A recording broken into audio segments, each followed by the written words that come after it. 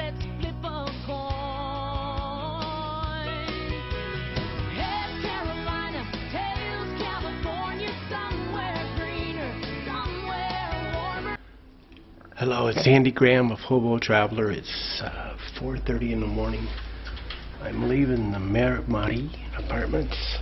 I have to go next door and drop the keys off in the mailbox.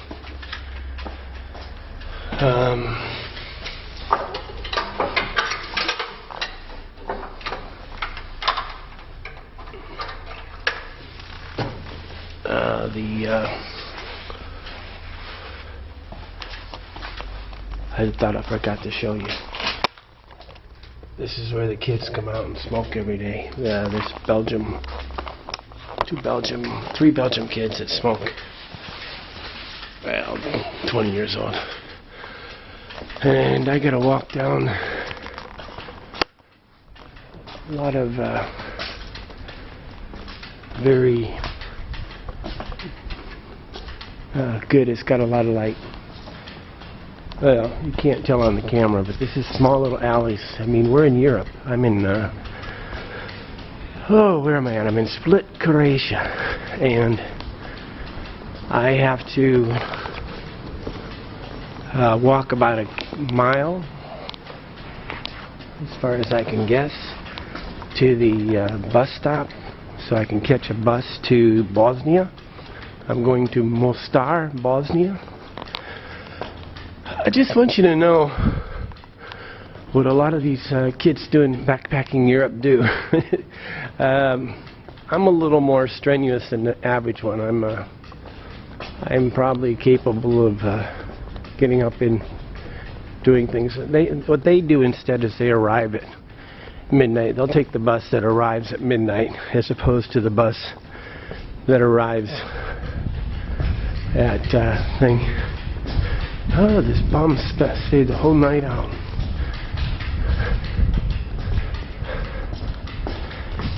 I'm going down an alley. It should be light here soon. This guy.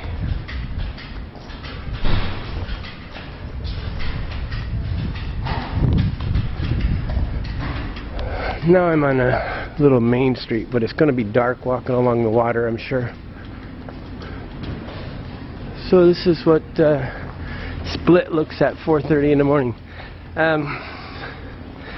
There's two types of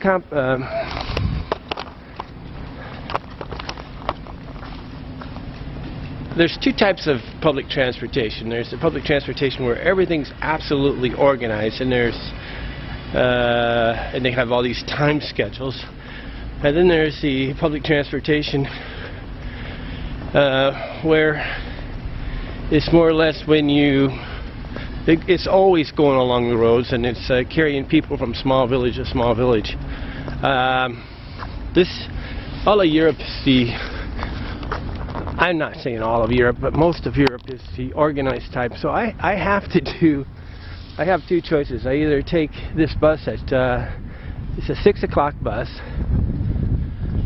I either take a 6 o'clock bus, or I take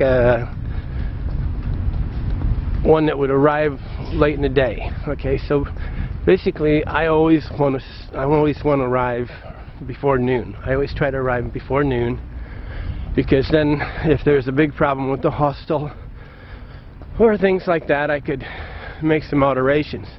If I arrive at all my decision-making processes decrease. Everything about my decisions decrease as the later in the day. So there's a truck van coming down the road. The later you arrive in the day, the less decisions you can make. The more you're forced into making a decision. Your options are always the more time you have in the day to make decisions. Now, I'm not just a guy that accepts a bad hostel or a bad situation or a bad hotel. I'm hoping soon that the overbooking of Europe decreases as everybody goes back to college or university, or school or whatever, and all the tourism slows down, and I can actually just go to a hotel or hostel and not have a reservation at all, because that's what I'm trying to get out of, is this reserving a bad room part. Because like the room I was last night in here in Split, it wasn't that bad, but there was a locker. See, a locker to them can be anything bigger than 4 by 4 inches, or something as big enough to put a backpack or a large thing in. So it's it all changes. Everybody basically does their checklist to make sure they can say everything they need to have their hostel. That doesn't mean it's the same thing, right? And the only way to break that thing is to actually choose 2 or 3 hostels and not have a reservation and go. But if you don't have a reservation in Europe, you may be staying up all night. And a lot of people do, a lot of the kids do actually sleep on the train or the buses. Well, they can sleep on the trains. This is not really that train-friendly town. This is not one of them cities that is just a train comes to the city, a train goes to the next city. And trains are very expensive. So, I mean, to go between the city right now could be $50 to $100 for a train, which is about the same as flying. What I usually do, what my best recommendation to do, is just to fly from city to city and always find a low-cost carrier for about $50, because it's cheaper than the planes. Okay, well, I'm about half the distance to the thing. I'm going to shut this off. I'm not sure everybody's quite interested in seeing the world at 4:30 in the morning, but it's the cost of travel for me in Europe is not getting picked up in front of the hotel like I usually do in about 150 countries, I suppose, on the planet, and paying $1 to go to the bus or something. I actually have to walk this distance. It's really interesting. There's a lot of motorhomes over here. They're supposed to be doing the movie, the television show on what is it, Game of Thrones. Nobody's up right now, so only me. But I woke up. The Norwegian girl was snoring real loud, and this couple Asian guys were coughing like they had a smoker's cough. So what are you going to do? You might as well get up and do something. I'm not a guy that's going to oversleep all the time. But it's a pretty nice little city. But it's the typical European fashion. There's just all the roads are so old and so small. I mean, those little alleys I came down to actually have road names on them. And walking in the dark with my backpack on is not what I like to do. Okay, I'm about 3/4 of the way there now. I'll show you a boat, then hang up for the day. This is not for the young, the old people. The way you solve this, though, is the solution to this is to stay at every place for 2 or 3 weeks and then go. But these things are strictly tourist cities. There's like it's not that interesting. After about 3 days, you're really bored out of your brain. Seeing tourism constantly is not that fun. And I'm somehow trying to figure out how to get a little bit away from the tourism, but it's tourist city to tourist city almost always in Europe.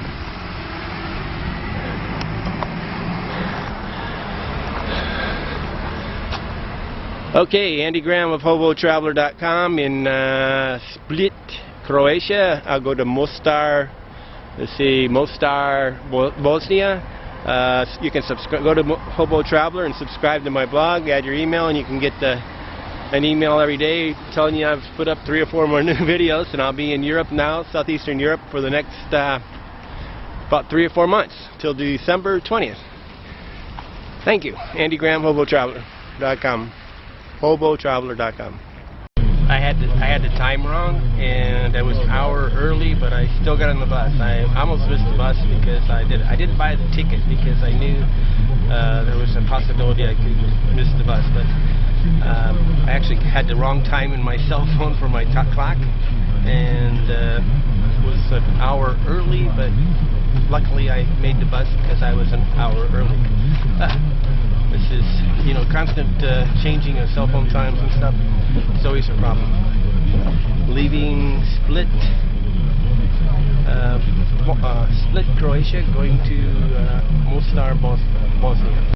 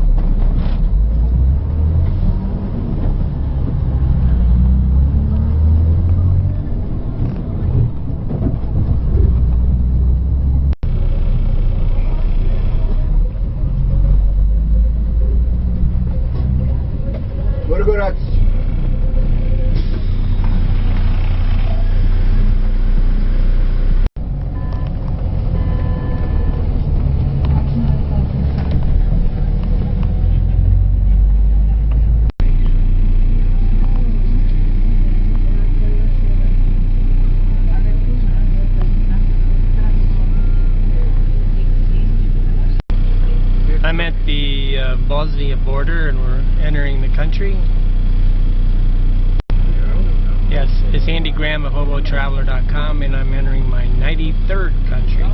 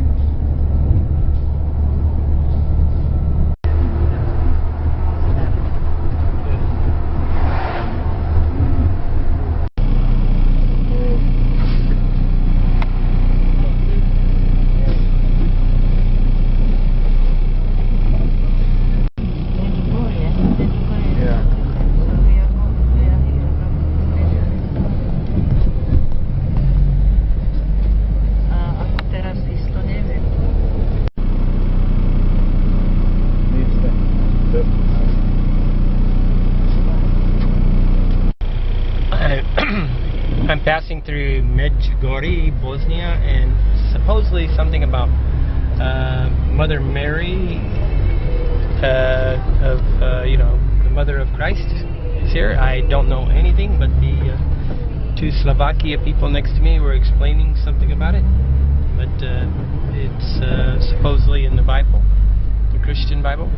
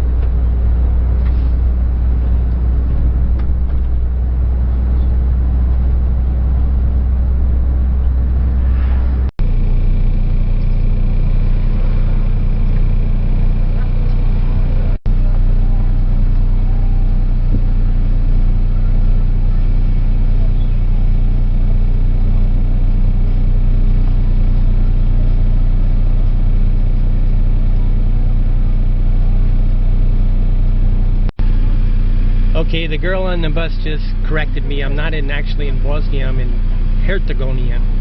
Bosnia is a section or a part of the country in the north. Okay.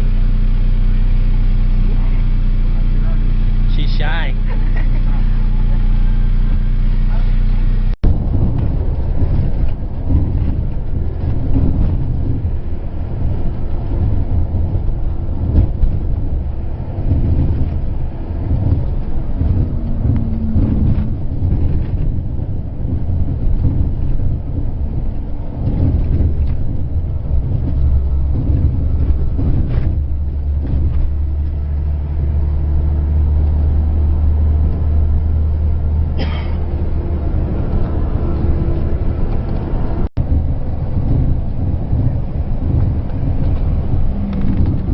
This is Mostar, Herzegovina. Did I say it right? Herzegovina. I'll never say it right. We're going to come in out of the mountains, and it's in this kind of valley here. It's a pretty big city.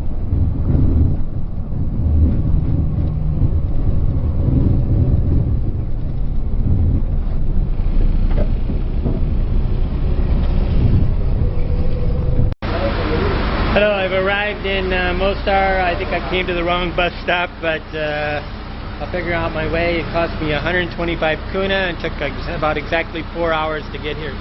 So it really wasn't a very quick trip.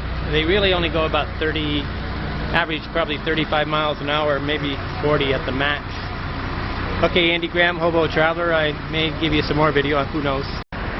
Okay, there doesn't seem to be an ATM machine anywhere around this bus stop over here, so I don't have any of the local money, and I need to go about 2 or 3 kilometers towards, I have to go towards the old bridge because it's the only thing I can say that anybody seems to know. Luckily I studied the map a little bit. I'm not good at studying all these things. I really don't like to study them, but I got about probably an hour walk to the hostel, and I'll just keep asking for the old bridge. I don't try to say whole sentences. I just say things like old bridge. Hi. Hi to my mother. These guys are giving me a ride in their car. We speak about 2 words between both of us.